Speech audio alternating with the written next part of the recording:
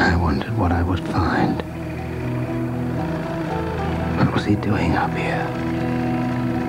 Into what dark recesses of the soul had he burrowed? Whose idea was the bungee jumping? I was moving into the uncharted waters of the mind's uncharted water. The heart of darkness.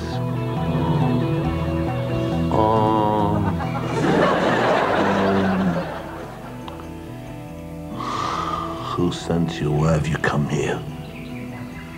Well, I was just passing and... why not look him up, you know? Sometimes the pain, the horror. Bit of a late night, was it, last night? In the midst of the world, in the midst of battle, the families cut off on the inoculated arms of the children. Come again? That's what it is. Do you find it a bit gloomy in here? I think I'd find it gloomy, wouldn't you? You come to my daughter's wedding and ask me to do murder. Well, you've completely lost me now. What do you want with me?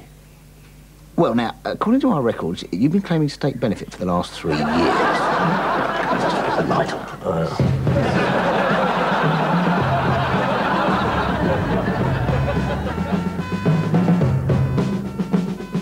Oh, blood, it's such a mess, mate. You wouldn't believe it. I don't know where to start. Eh? Right, well, there's this old woman, right? She swallowed a fly. No, I don't know why she swallowed a fly, do you know? Yes, well, perhaps she will. May I continue? Right. Yeah, well, she swallowed a spider to catch the fly. Look, I don't know why she swallowed a fly. Anyway, she swallowed a bird to catch the spider. But, what, eh? Because it wriggled and tickled inside her, apparently. That's it. Come on, it's gonna hurt. Come on, make it hurt. That's it, and again. Come on, a bit more. There we go.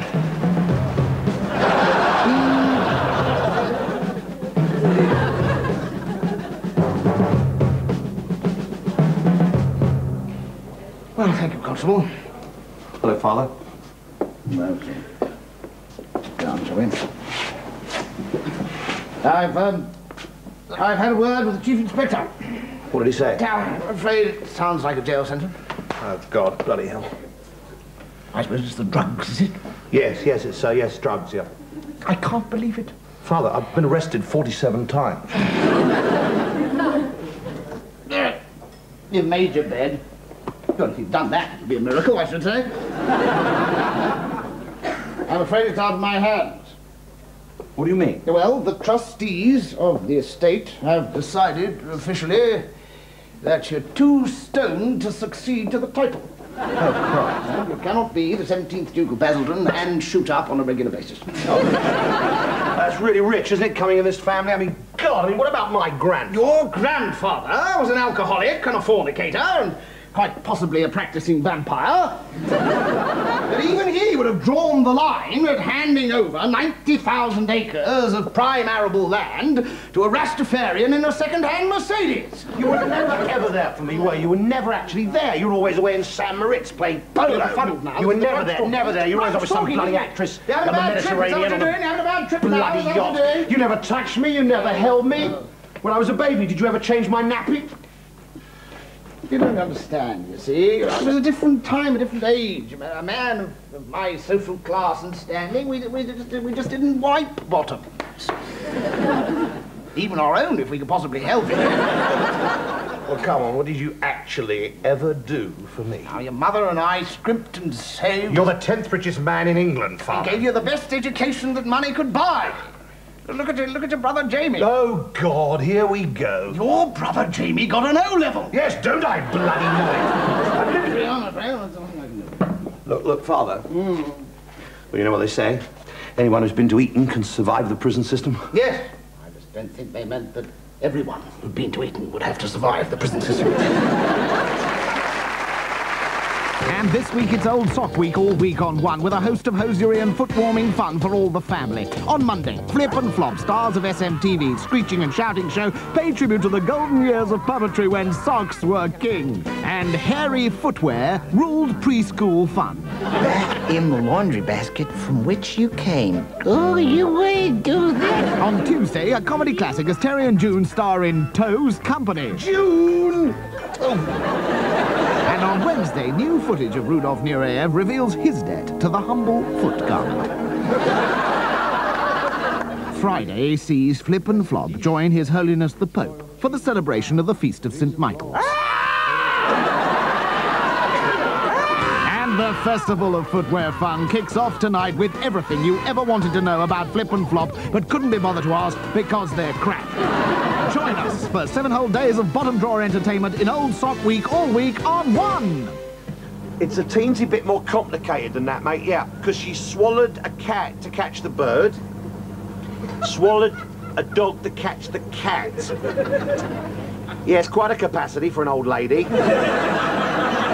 Yeah. Yeah. How do you feel about cows, John? 317, flight level 250. Captain Jackson. 227. Sorry, yes? Passengers say you can have a look at the rest of the plane now. Hello there, come on in. Don't be shy. Wow. This is fantastic. And so, my neighbours and friends. I know many of you, and you all know me. My family has been resident in Muddleton for 300 years. And a fine family it is. Nor a knife for the butcher, nor a dog in the quarry is farther than a sheep in a gaggle of hay.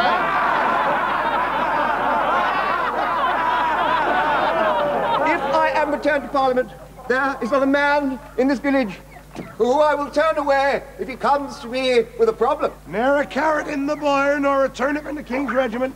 As queer as Shefflins and the nursemaid at a bear's elbow.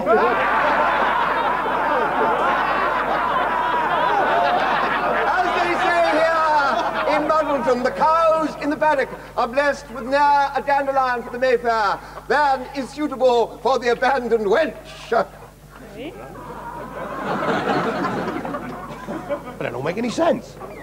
I mean, how can you have more dandelions for the abandoned wench? But thinks Sir Robert has taken a rotten turnip to market afore the cock throws out the rusty bathwater.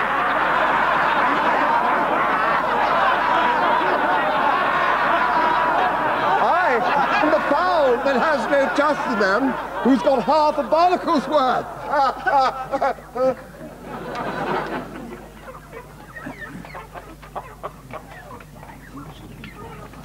I have just been informed that my statement earlier concerning the abandoned wench, I should have said by, and not for the abandoned wench.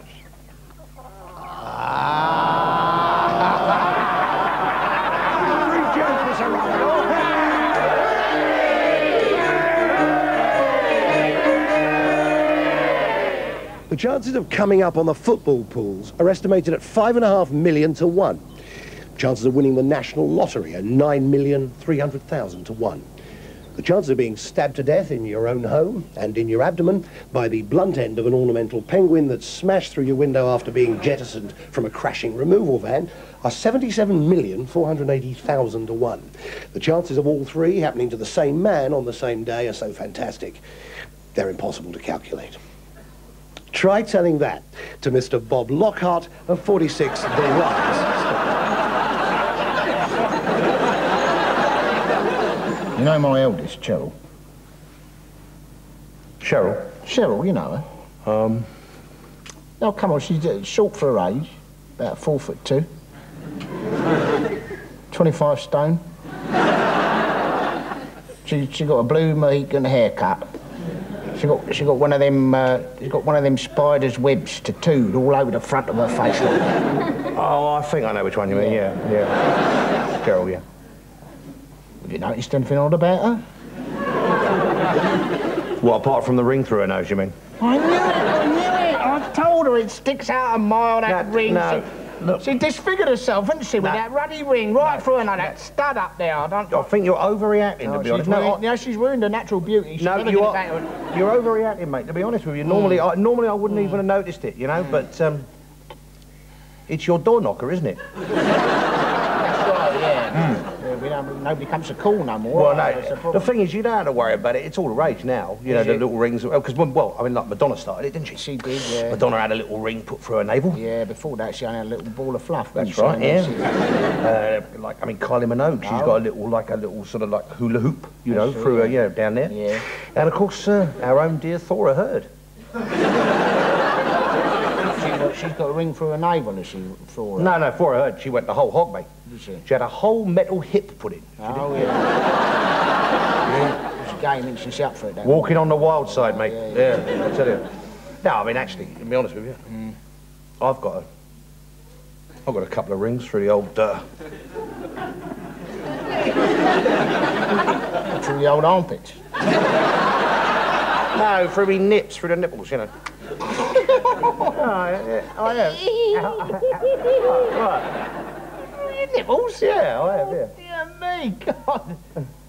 What on earth gave you that idea? 14 pints and a whiskey chaser, I think.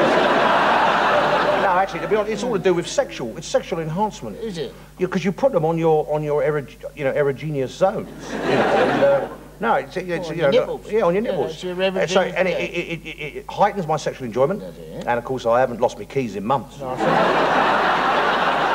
and I mean, and you see, and the other thing is, it gives your partner, when you get your shirt off, it's a bit of a surprise. Is it? Yeah. Gives her a little something to nibble, see? I don't like the sound of it.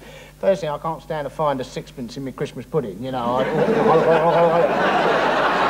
Sets your filings on edge, doesn't it? Your fillings on edge, you know. Of course, there are other loose flaps of skin. Other loose flaps of skin where you can have pierced, you know. What, you got one through your stomach? No. No, my old John Thomas.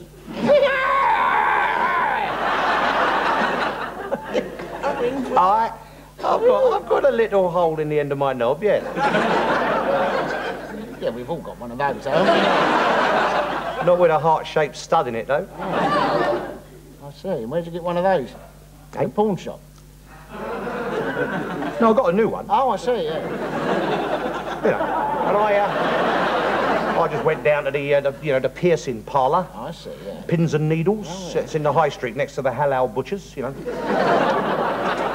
You don't want to get those two mixed up, do you? Obviously not, no. And I went to, Janice, she did the piercing for me. Yeah. Well, that's like a girl, is it? Yeah, she's...